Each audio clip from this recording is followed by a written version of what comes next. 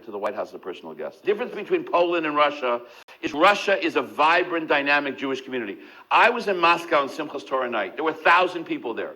There were 13 oligarchs in the room. Their net worth was $30-some-odd billion. Now,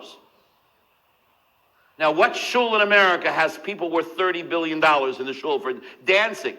At 3:30, at 4, so we were dancing till 11 o'clock, and then we had a break, and then we had the dancing again. At 3 o'clock in the morning, we went on the street, and at 3:30, 4 o'clock in the morning, I'm walking home with Rabbi Lazar. You'd think he'd be impressed that he had these oligarchs worth $30 billion.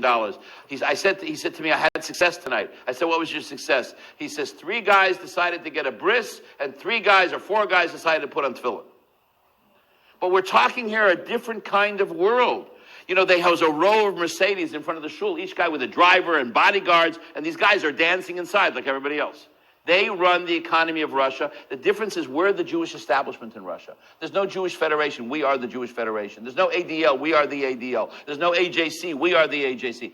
Judaism in Russia is run 98% by Chabad. It's a different ballgame. It is the most amazing Jewish community that I've ever been to in my life. It is so well organized. There's schools in this town with 1,000 students, with 50,000 Jews.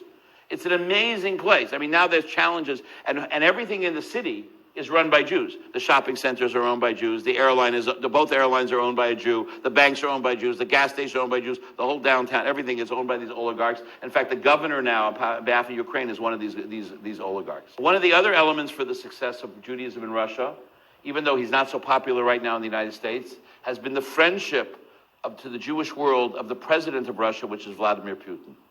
And you have to ask yourselves, why is this so? I heard a great line from a professor of mathematics, Novosibirsk.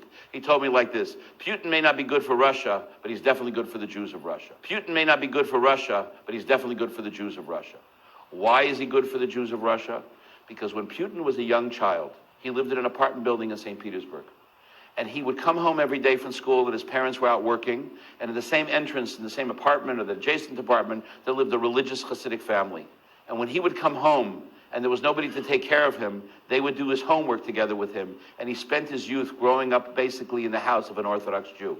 So he feels a tremendous sense of hakaras hatov, of recognition for good, to the Jews, and what he got. All his childhood friends were Jews.